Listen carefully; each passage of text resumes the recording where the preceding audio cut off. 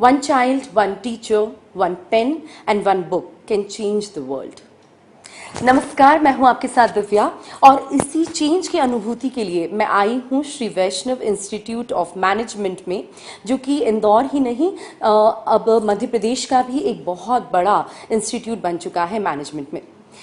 Students और parents के guidance के लिए, उनके मार्गदर्शन के लिए हमारे साथ खुद मौजूद है यहाँ के director doctor George Thomas sir. Sir, आपका बहुत बहुत स्वागत है। बहुत बहुत धन्यवाद सिटी न्यूज़ को आज यहाँ पधारने के लिए और संस्था के बारे में कुछ हम बात कर सकें, इसके लिए आपका बहुत आभार। Thank you sir. सर, सबसे पहला क्वेश्चन तो मेरा यही रहेगा कि अब 2023 और 24 का नया जो सेशन स्टार्ट हो रहा है, तो कॉलेज जो है उसने कौन कौन से कोर्सेज और स्टार्ट किए हैं और उन कोर्सेज का उद्देश्य क्या है? मतलब कुछ सोच कर किया होगा कि क्यों इनकी ज़रूरत पड़ी है। बहुत अच्छा प्रश्न है ये। संस्थान के जो ट्रस्टीज़ हैं, मैनेजमेंट हैं, ने एक बहुत बड़ा विचार जो कि एक दूरदृष्टिता को दर्शाता है, वो ये है कि नेशनल एजुकेशन पॉलिसी 2020 के अनुसार ऐसे संस्थान जो मल्टीडिसिप्लिनरी कोर्सेज ऑफ़र करते हैं और 3000 स्टूडेंट से ज़्यादा जिनकी स्ट्रेंथ होगी और जो नैक ए ग्रेड और उससे ज़्यादा एक्रीडिटेड होंगे, ऐसी संस्थाओं को आने वाले समय में 2035 के लगभग इंडिपेंडेंट डिग्री अवार्डिंग इंस्टीट्यूशन का दर्जा मिल जाएगा। तो उसी को दृष्टिगत रखते हुए हमने ये निर्णय लिया कि कुछ नए कोर्सेस वर्तमान में हमारे यहाँ मैनेजमेंट और कंप्यूटर साइंस के कोर्सेस काफ़ी अच्छे से चल रहे हैं, जिसमें एक गुणवत्ता शिक्षा का एक अच्छा उदाहरण हम पेश करते आ रहे हैं, जिसका उदाहरण प्लेसमेंट के माध्यम से दिया जा सकता है। सभी बच्चे अच्छे प्लेस होते हैं, परंतु आने वाले समय में मल्टीडिसिप्लिनरी कोर्सेस की ज़रूरत भी है और वैष्णव प्रबंध संस्थान जो भी कोर्सेस चलाता है उसमें क्वालिटी एजुकेशन पर बहुत फोकस रहता है, स्टूडेंट्स की होलिस्टिक एजुकेशन पर बहुत फोकस रहता है। उसी को ध्यान में रखते हुए 2023 से हम लोगों ने MSc bioinformatics, BSc bioinformatics, BSc biotechnology, BSc microbiology, BBA foreign trade and BBA hospital administration जैसे नए कोर्सेस प्रारंभ किए हैं, जो कि नए हैं और मल्टीडिसिप्लिनरी अप्रोच को दर्शाते हैं। तो यह एक उद्देश्य रहा है और हम इस क्षेत्र में भी अपना एक नया आयाम स्थापित करना चाहते हैं। ये उद्देश्य है संस्था का। वाह सर, ये सारे कोर्सेज सुनकर मुझे भी लग रहा है कि अब शायद मुझे वापस से कॉलेज ज्वाइन कर लेना चाहिए, ऑल दी बायोटेक्नोलॉजी कोर्सेज। और sir Vaishnav Institute of Management scholarships भी प्रोवाइड कर रहा है, तो उसका मापदंड क्या है? उसका मेजरमेंट कैसे करते हैं कि किन मेधावी छात्रों को स्कॉलरशिप्स मिले, तो वो आप बता सकें। ये देखिए, आमतौर पर जो भी संस्थान होते हैं, उच्च शिक्षण संस्थान होते हैं, वो जो सरकार द्वारा चलाए जाने वाली सभी स्कॉलरशिप प्रदान करते हैं, जो हमारा संस्थान भी करता है। पर हमारा जो ट्रस्ट है, इस वैष्णव जो ट्रस्ट है, उसकी जो उदारवादी जो विचारधारा है, एक विजन है, उसको दृष्टिगत रखते हुए वैष्णव प्रबंध संस्थान ने एक विशेष SVIM मेरिटोरियस स्कॉलरशिप प्रारंभ की है, जो 2019 से बहुत अच्छे से चल रही है। हम लोग अभी पिछले 5 सालों में लगभग 1.5 करोड़ से भी ज़्यादा छात्रवृत्ति प्रदान कर चुके हैं और ये सरकारी छात्रवृत्ति जो होती है उसके अतिरिक्त हैं। 1.5 करोड़ से भी ज़्यादा स्कॉलरशिप प्रोवाइड कर चुके हैं। और इसमें ये छात्रवृत्ति का जो मापदंड आपने जैसा पूछा प्रश्न, वो ये है कि संस्थान में जो भी छात्र प्रवेश लेते हैं उनके 60% से अधिक होने पर और 75% से कम होने पर उनको 20% छात्रवृत्ति दी जाती है। और अगर वो संस्थान वैष्णव ट्रस्ट के किसी भी स्कूल से आते हैं या कॉलेज से आते हैं तो उनको 5% अतिरिक्त छात्रवृत्ति प्रदान की जाती है। ऐसे वो 25% हो जाती है। अगर छात्र के क्वालिफाइंग एग्ज़ाम में, जैसे 12th है या ग्रेजुएशन है, उसमें अगर 75% से अधिक होते हैं तो ये छात्रवृत्ति 30% हो जाती है। और अगर वो वैष्णव ट्रस्ट के किसी समूह से पढ़े हुए हैं, विद्यालय से और महाविद्यालय से पढ़े हैं, तो उनको 5% अतिरिक्त मिलता है। तो 25 और 35% छात्रवृत्ति, उसके लिए छात्र को, किसी भी छात्र को आवेदन नहीं करना है। उसके मेरिट, उसके स्कोर्स पर उसको ऑटोमेटिकली हम लोग प्रदान करते हैं। और ये छात्रवृत्ति कोई भी संस्थान नहीं देता है। ये छात्रवृत्ति अतिरिक्त छात्रवृत्ति है जो कि हर छात्र को मिलती है, पर इसकी एक कंडीशन है कि छात्र को कक्षा में 75% मिनिमम अटेंडेंस देना ज़रूरी है, फिजिकल अटेंडेंस। तो ये छात्रवृत्ति का इतना, जिसमें हमारे यहाँ मध्यम वर्गीय और काफ़ी गरीब परिवार के बच्चे भी पढ़ते हैं, तो उनके माँ बापों के लिए ये बहुत बड़ी एक हेल्प हो जाती है। और इसका कारण है कि गरीब बच्चे जो पढ़ने में अच्छे होते हैं पर आर्थिक रूप से सक्षम नहीं होते हैं, उन छात्रों को बहुत लाभ मिल रहा है। और यही कारण है कि संस्थान में बच्चों की संख्या अधिक रहती है, बच्चे अच्छे से पढ़ पाते हैं, क्योंकि उनको मोटिवेशन है कि हमें ये छात्रवृत्ति ज़्यादा क्लास अटेंड करने के लिए मिलती है और यहाँ पढ़ाई होती है। तो ऐसा एक अच्छा एक ब्लेंड हो गया है, जिसका परिणाम ये हो रहा है कि वैष्णव प्रवान संस्थान की जो क्वालिटी एजुकेशन का फोकस है, उसको हम व्यवहारिक तौर पर देख पा रहे हैं। बच्चे उसको अनुभव भी कर रहे हैं अच्छे प्लेसमेंट्स के माध्यम से। सर, ये स्कॉलरशिप की तो आपने बहुत अच्छी बात बताई कि अभी तक 1.5 करोड़ की स्कॉलरशिप मिल चुकी है बच्चों को। अब ये सुनकर शायद और ज़्यादा बच्चे इंस्पायर होंगे और प्रेरणा लेंगे कि वो आगे, मतलब अटेंडेंस और उससे ज़्यादा एकेडमिक्स में आगे बढ़े।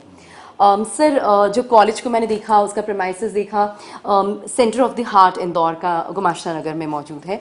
तो उसके ब्लिस क्या है, मतलब चुनौती भी होंगी और ब्लेसिंग्स भी होंगे, तो क्या है, कुछ बता पाएँ आप? देखिए, मैं तो समझता हूँ कि ये वरदान ज़्यादा है, क्योंकि आज के परिप्रेक्ष्य में अगर देखें तो शहर के अंदर किसी संस्थान का होना असंभव है, बिकॉज बहुत ज़्यादा घनत्व तो बढ़ गया है, इंफ्रास्ट्रक्चर, कहीं भी स्पेस नहीं है। तो ये संस्था चूँकि 1987 से कार्य कर रही है और अब इतना बड़ा स्पेस शहर के अंदर मिल पाना किसी भी नए संस्थान के लिए संभव नहीं है, इसलिए हम तो इसको वरदान मानते हैं। दूसरा लाभ यही है कि जो छात्र शहर में रहते हैं और जिनका पढ़ने में अच्छे हैं बट आर्थिक रूप से सक्षम नहीं है, उनके लिए जो अधिक जो बोझ पड़ता है, जैसे ट्रांसपोर्ट का और भोजन का, तो उनको शहर के बाहर किसी महाविद्यालय में लेने में उन्हें तकलीफ़ होती है और लोन लेना पड़ता है एक्स्ट्रा। और शहर में होने का ये एडवांटेज है। और दूसरा, शहर में और अच्छी क्वालिटी की एजुकेशन देने वाला संस्थान अगर हो तो उस पर 4 चांद लग जाते हैं। यही कारण है कि वैष्णव प्रबंध संस्थान के लिए वरदान के रूप में साबित हो रहा है।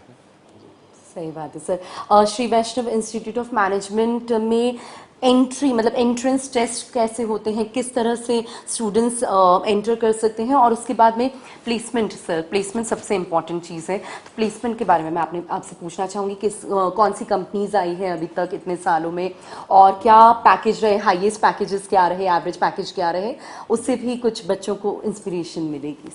जी जी, किसी भी संस्थान की जो क्रेडिबिलिटी होती है, वो संस्थान की क्रेडिबिलिटी उसके अच्छी क्वालिटी के एजुकेशन से और अंत में अच्छे प्लेसमेंट से होती है। अगर प्लेसमेंट अच्छे हैं तो बच्चा उसको पहले चुनता है। तो इस दृष्टिकोण से अगर देखें तो हमारे यहाँ एक फुल फ्लेजेड प्लेसमेंट डिपार्टमेंट है, जिसको हम ट्रेनिंग एंड डेवलपमेंट सेल बोलते हैं। और उसमें ट्रेनिंग एंड प्लेसमेंट ऑफिसर है, assistant training and placement officer हैं और सॉफ्ट स्किल ट्रेनर्स हैं। ये बच्चा जब प्रवेश लेता है तो प्रवेश लेने के बाद से ही ये सारी टीम मिलके काम करती है। तो हमने हमारे यहाँ परफॉर्मेंस एनहांसमेंट प्रोग्राम पेप मॉडल पे हम लोग काम करते हैं। ये पेप मॉडल क्या है? ये पेप मॉडल है, इसकी तीन इसके पिलर्स हैं, तीन स्तंभ हैं। एक है प्रोजेक्ट बेस्ड लर्निंग, और दूसरा है पर्सनालिटी डेवलपमेंट, और तीसरा है value based learning. Project based learning के माध्यम से बच्चों को एक्सपीरियंशियल लर्निंग यानी प्रोजेक्ट्स कराए जाते हैं, जिसमें बच्चे फील्ड में जाते हैं, सर्वेस करते हैं और प्रोजेक्ट्स तैयार करके उसमें प्रेजेंटेशन करते हैं। और वैल्यू बेस्ड लर्निंग में बच्चों को एथिकल, मतलब समाज में अगर वो आगे कभी जीवन में आगे बढ़ें तो एथिक्स उनके अंदर होना चाहिए, मॉरल वैल्यूज़। तो वैल्यू बेस्ड लर्निंग पे भी बहुत फोकस है, ताकि वो कॉरपोरेट फील्ड में भी जाएं तो एथिक्स को फॉलो करें, उनका कोड ऑफ कंडक्ट अच्छा रहे। तीसरा पर्सनालिटी डेवलपमेंट। ये जो पर्सनालिटी डेवलपमेंट है, इसके अंदर हम लोग एक कहते हैं ना सॉफ्ट स्किल, डोमेन स्किल और एप्टीट्यूड बिल्डिंग, इसमें इसके अंदर तीन पार्ट हैं फर्दर। इसमें एप्टीट्यूड क्या है, क्योंकि आजकल प्लेसमेंट के लिए एप्टीट्यूड ट्रेनिंग, मतलब लोगों को एप्टीट्यूड टेस्ट देना पड़ता है, एक रिटन टेस्ट होता है, तो वो उसके लिए हम बच्चों को तैयार करते हैं। फिर दूसरा soft skills. Soft skills hard skills जो हैं जो करते हैं, और सॉफ्ट स्किल जो बिहेवियरल एस्पेक्ट्स में उनको आने चाहिए, उसके लिए हमारे सॉफ्ट स्किल ट्रेनर उनको ट्रेन करते हैं। फिर domain skill. Domain skill means subject knowledge उनकी कितनी स्ट्रांग है। अगर वो बैंकिंग सेक्टर में जा रहे हैं तो बैंकिंग सेक्टर की उनको कितनी डीप नॉलेज है। तो इस तरह से हम ये तीन मॉडल, पेप मॉडल के अंदर तीन मॉडल हो गए, तीन स्तंभ हो गए, personality, value based learning and project based learning. फिर पर्सनालिटी डेवलपमेंट के अंदर आपके तीन मॉडल हो गए, तीन उसके इम्पॉर्टेंट कंपोनेंट हो गए, domain skill, aptitude skills and soft skill. इस तरह से ये कंप्लीट मॉडल जब इंटीग्रेट होकर फंक्शन करता है तो उसका रिजल्ट आता है अच्छे प्लेसमेंट। हमारे यहाँ हर कंपनी आने के पहले बच्चों को एक क्रैश कोर्स कराया जाता है, जिससे स्पेसिफिक कंपनी रिक्वायरमेंट जो है, इसकी स्किल सेट रिक्वायरमेंट है, उसके अकॉर्डिंग बच्चों को हम मैक्सिमम कोशिश करते हैं ज़्यादा से ज़्यादा बच्चे प्लेस हों। तो यही कारण है हमारे यहाँ प्लेसमेंट्स बहुत अच्छे हैं। और आप नाम लीजिए वो कंपनी हमारे यहाँ आती है, चाहे वो आईटी कंपनी हो, चाहे वो बैंकिंग सेक्टर हो, चाहे वो मैन्युफैक्चरिंग सेक्टर हो। अभी इस साल के हमारे जो पैकेजेस में हाईएस्ट पैकेज 9 लाख का हमारे स्टूडेंट्स को मिला है, जो कोटक ये महिंद्रा फाइनेंस में उनको मिला है। और हर कंपनी हमारे यहाँ आती है। बैंक्स लें तो सारी बैंक्स हमारे यहाँ आती हैं, HDFC बैंक, एक्सिस बैंक, बंधन bank, ICICI Bank, all these banks visits regularly every year and recruit. And Deloitte, S&P Global, Accenture, TCS, Infosys, you name it, all these companies have already visited, and regularly we have these companies visiting every year. तो placements are good. जिस तरीके के बच्चे हमारे यहाँ, जो हमारे यहाँ एक जो एंट्रेंस टेस्ट की आपने बात कही थी, जो हाँ, तो वो वाला जो पार्ट है वो हम लोग बच्चे डायरेक्ट नहीं ले सकते हैं, वो हम ई प्रवेश के माध्यम से, यूजी प्रोग्राम जो है हायर एजुकेशन का जो पोर्टल है, ई प्रवेश के माध्यम से मेरिट बनती है, और उससे जो बच्चे हमें मिलते हैं उसमें भी कंपटीशन बहुत रहता है। जब बच्चा ई प्रवेश पोर्टल पर जाता है तो बहुत सारे इंस्टीट्यूशंस की चॉइस वो भर सकता है, तो उसमें हमें प्रायोरिटी मिलती है। तो हमारे यहाँ सीट्स बहुत अच्छे से जल्दी भर जाती हैं। और ई प्रवेश के अलावा जो हायर एजुकेशन है, जैसे MCA, PG प्रोग्राम्स हैं, MCA और MBA के लिए, तो उन प्रोग्राम्स के लिए डायरेक्टरेट ऑफ टेक्निकल एजुकेशन के माध्यम से होता है, DT करती है काउंसलिंग, उसके माध्यम से होता है। हमारे लिए चैलेंज ये होता है कि बच्चा अगर बहुत अच्छे एजुकेशनल बैकग्राउंड से नहीं आता है तो उसको हम बहुत तैयार करते हैं, मेहनत करते हैं। तो यही कारण है, हम लोग उम्मीद कर रहे हैं कि आने वाले समय में पैकेजेस को और आगे बढ़ाने के लिए, जैसे 9 लाख है तो 15 लाख कैसे हो, उस पर हम लोग काम कर रहे हैं। और आप इन बच्चों को आप देखेंगे they hail from a very humble background, but हमको तैयार करने में हमारे टीचर्स का, हमारे ट्रेनिंग एंड प्लेसमेंट टीम का, स्पेशली मैं कहना चाहूँगा कि ओवरऑल जो सभी हमारे फैकल्टी मेंबर्स हैं उनका बहुत बड़ा योगदान है। यही कारण है हम अच्छा कर पा रहे हैं इसमें।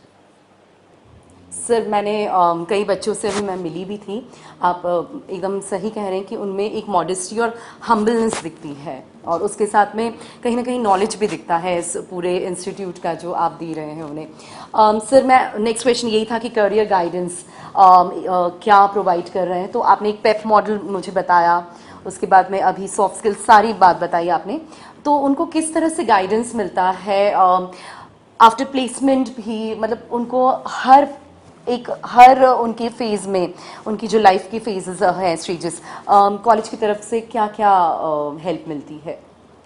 देखिए कॉलेज जब बच्चा एडमिशन लेता है तो हम लोग 1 हफ्ते का मिनिमम, वैसे वो लंबा भी चलता है पर मिनिमम 1 हफ्ते का ऑफिशियली एक इंडक्शन प्रोग्राम करते हैं।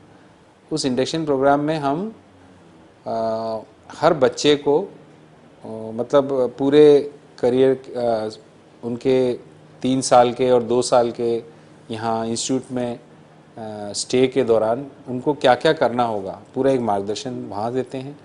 और जब प्लेसमेंट का उनका प्रिपरेशन होती है, हम बच्चों को ये बोलते हैं कि अगर 2 साल का MBA या MCA है तो वो एक्चुअली में 2 साल का नहीं है, वो 1 ही साल का है, क्योंकि फर्स्ट ईयर के बाद 3rd सेमेस्टर में ही कैंपसेस आने लगते हैं।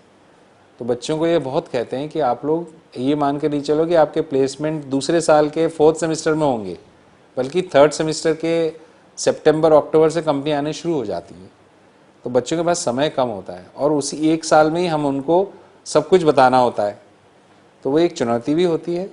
तो ये ज़रूरी है कि मतलब उनको गाइडेंस मिले। तो फैकल्टी का जो हमारे यहाँ मेंटर मेंटी सिस्टम है उसके माध्यम से स्टूडेंट्स को प्रॉपर काउंसलिंग मिलती है। और इनफैक्ट बहुत जल्दी हम लोग काउंसलर्स अपॉइंट करने वाले हैं, जिसका पहले भी हमने एडवर्टाइजमेंट दिया था, हमें उपयुक्त मिला नहीं। और इस वर्ष से हम लोग एक काउंसलर, जो कि AICTE अब मैंडेटरी करती जा रही है, काउंसलर्स भी अपॉइंट कर रहे हैं। Although teachers are counselling the students, पर साइकोलॉजिकली थोड़ा एडवांस उनके बच्चों की अंडरस्टैंडिंग, करियर जो ओरिएंटेशन है वो कैसे उन्हें बता सकें, कुछ साइंटिफिक मेथड के थ्रू बच्चों को गाइड किया जाएगा तो वो और बेहतर होगा। क्योंकि बच्चों के ऊपर आजकल जो हमें फीडबैक आ रहे हैं, बच्चों की मेंटल हेल्थ इशू बहुत हो रहे हैं। बच्चे है ना, मतलब बहुत स्ट्रेस में रहते हैं अपने करियर को लेके, अपनी पर्सनल लाइफ को लेके, रिलेशनशिप्स को लेके, उनके मेंटल हेल्थ इशू बहुत हो रहे हैं। तो हमें ये ज़रूरत महसूस हो रही है और ऐसी संस्थान हम लोग हर चीज़ को पहले करना पसंद करते हैं, तो इसको और मेथोडिकली करेंगे।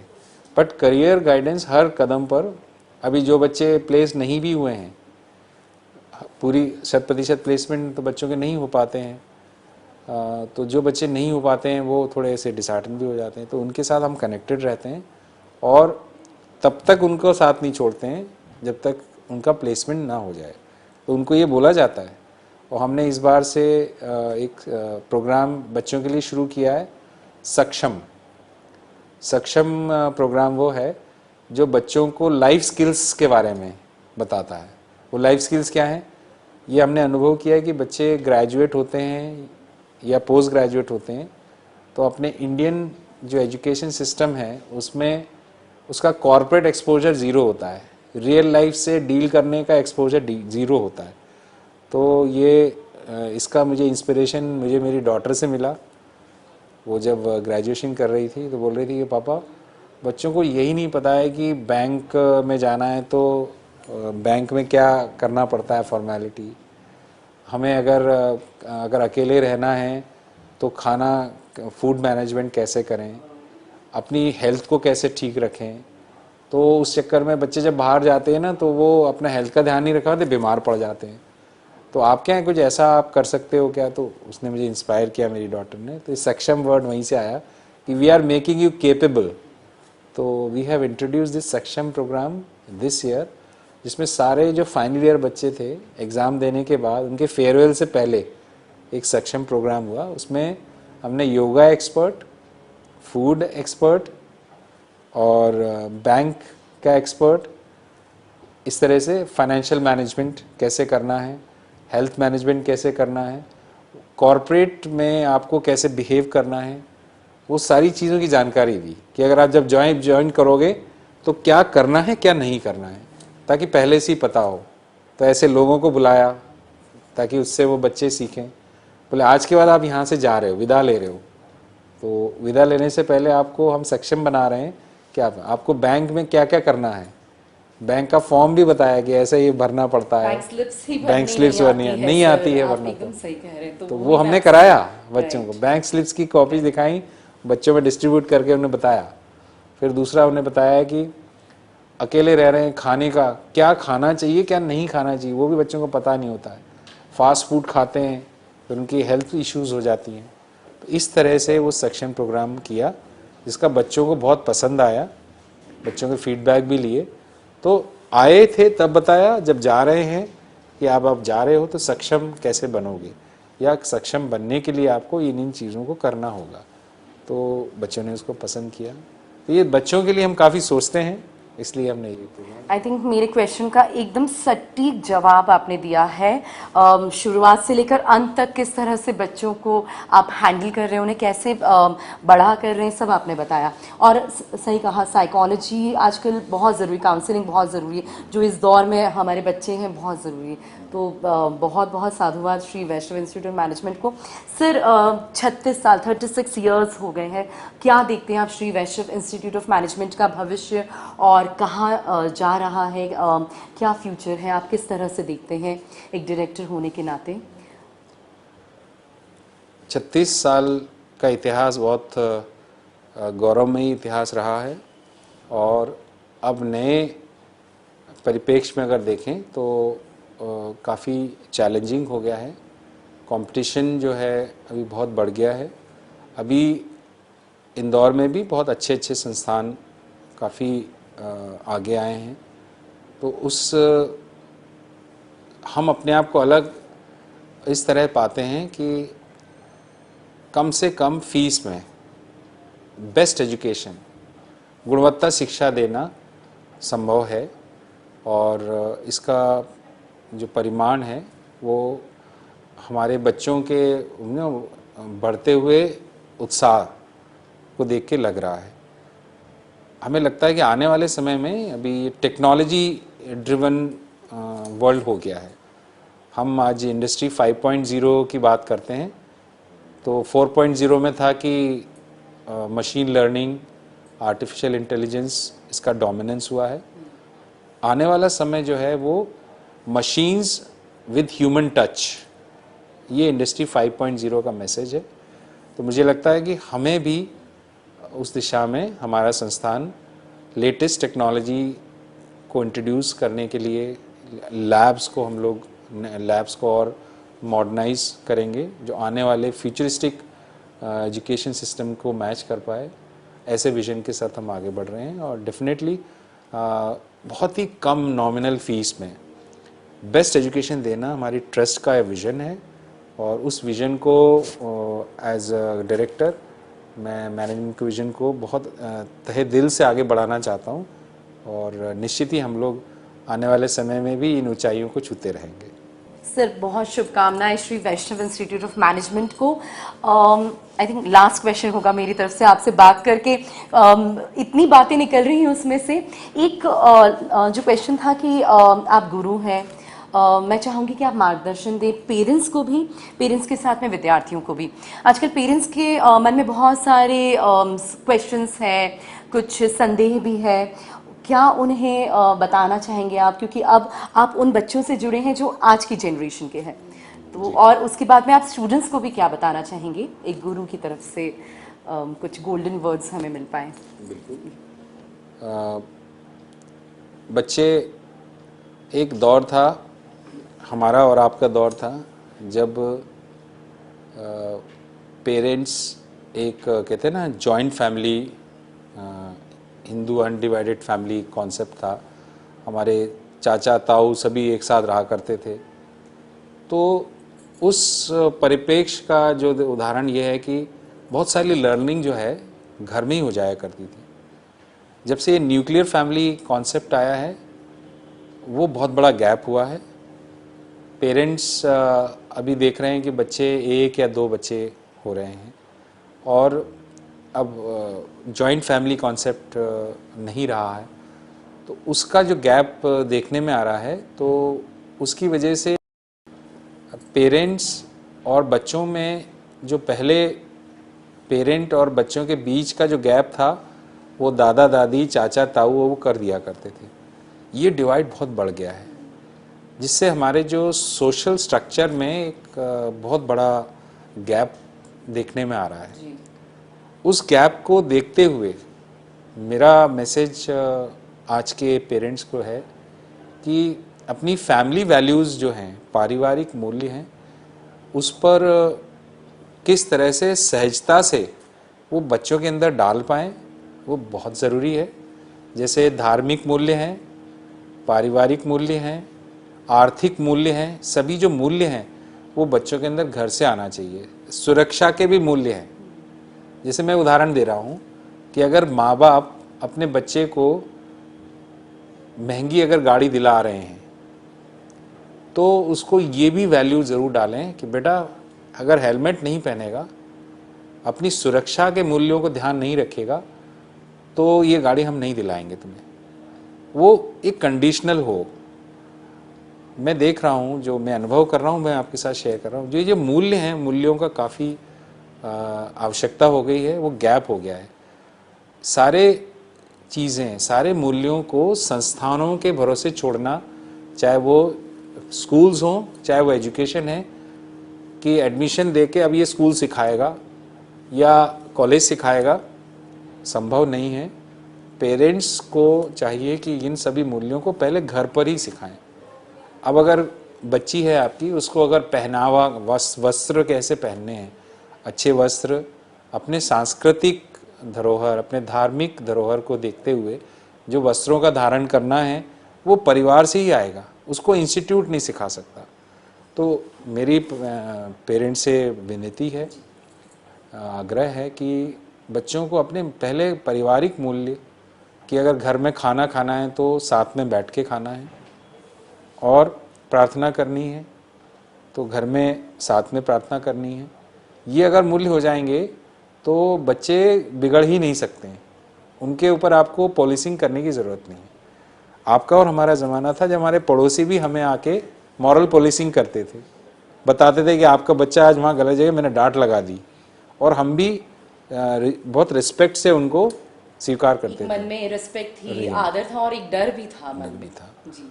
तो वो हमारे पेरेंट्स ने हमको सिखाया कि दूसरों का भी आदर करना है। वो पड़ोसी वाले भी हमारे पिता तुल्य हैं, बट आजकल का ज़माना नहीं है। आज अगर कोई पड़ोसी बोल दे तो वो पेरेंट उनसे लड़ने चले जाते हैं। तो ये जो ना फैमिली, जॉइंट फैमिली से न्यूक्लियर फैमिली हुआ, तो ये सब चीज़ों का गैप हो गया। तो पेरेंट्स के ऊपर बहुत ज़्यादा जिम्मेदारी है। दूसरा, बच्चों के अंदर बहुत क्रिएटिविटी है, उनके अंदर बहुत प्रतिभा है, उसको नर्चर करें, लेकिन उनसे कनेक्ट बनाए रखें। जहाँ बच्चों से पेरेंट्स का डिस्कनेक्ट होता है, घर में अगर बच्चे को या बच्ची को घर में प्यार नहीं मिलेगा, घर में उसको उसकी बातों को सुना नहीं जाएगा, तो वो बच्चा बाहर ढूंढता है और बाहर की कंपनी फिर ढूंढता है। और अगर बाहर की कंपनी खराब हो गई तो उसका पूरा करियर ही, फोकस, ओरिएंटेशन उसका गड़बड़ा जा सकता है। तो पेरेंट्स के लिए यही है कि अपने पारिवारिक मूल्य, धार्मिक मूल्य, सांस्कृतिक मूल्य, हर मूल्यों का बच्चों के अंदर धीरे धीरे उसके अंदर उनको दे, ताकि वो उसका पालन जरूर करें, उस पर कॉम्प्रोमाइज़ नहीं करें और एक कनेक्शन रहे पेरेंट और बच्चे का। और बच्चों के लिए है कि अपने माँ बाप, माता पिता, जो भगवान को तो नहीं देखा है किसी ने, माता पिता तो हर अनकंडीशनल लव अगर कोई देता है वो माता पिता देते हैं। तो ऐसे माता पिताओं का सम्मान वो करें और हर चीज़ को जो माँ बाप दे रहे हैं उसको वैल्यू करें। अगर आज 3 लाख की गाड़ी दी है तो 3 लाख के लिए उन्होंने बहुत खून पसीना बहाया है, तब वो गाड़ी उन्हें मिली है। अगर उसका वैल्यू वो करेंगे तो डेफिनेटली वो आगे जाके अपने माता पिता की भी, जो माता पिता की चीज़ों की वैल्यू करेगा वो माता पिता की डेफिनेटली वैल्यू करेगा। और क्रिएटिविटी और ये सारी चीज़ें अपने समाज के प्रति, अपने परिवार के प्रति, अपने देश के प्रति जो जिम्मेदारी है उसको निभाते हुए ही आगे बढ़ें, क्योंकि अपना भारत आगे अगर विश्वगुरु तभी बन पाएगा जब हम अपने मूल्यों को वहीं रखेंगे, अपने हेरिटेज को हम बचा के रखेंगे, अपनी संस्कृति को हम बचा के रखेंगे। मुझे लगता है कि हमारे जो यंग जनरेशन है टेक्नोलॉजिकली अनबीटेबल हैं, they are leading the world, but cultural जो हमारी हेरिटेज है, हमारी जो इंडियन हेरिटेज है, जो कंट्री का जो पास्ट रहा है स्ट्रगल का, उसको हमेशा याद में रखते हुए हम आगे तभी हम स्ट्रांग बन पाएंगे, विश्व गुरु तभी बन पाएंगे। तो मेरा ये संदेश है बच्चों के लिए। Thank you so much sir. तो अब दिख रहा है विश्व गुरु बनने के हम उस पथ पर अग्रसर हो रहे हैं। तो ये था सिटी न्यूज़ का हमारा खास कार्यक्रम, और हमारे साथ में Shri Vaishnav Institute of management के डायरेक्टर डॉक्टर जॉर्ज थॉमस मौजूद थे, जिन्होंने बहुत सारी खूबसूरती से बहुत सारी चीज़ें बताई हमें कि किस तरह से बच्चे क्रिएटिव भी हैं, पर पेरेंट्स और बच्चों के बीच में कितना मिसकम्युनिकेशन है, उसको किस तरह से भरा जाए। एक गुरु का मार्गदर्शन जो था वो सब कुछ हमें बताया, और बहुत ही अच्छी बातचीत रही। आप इसी तरह से हमारे साथ बने रहिए सिटी न्यूज़ के साथ।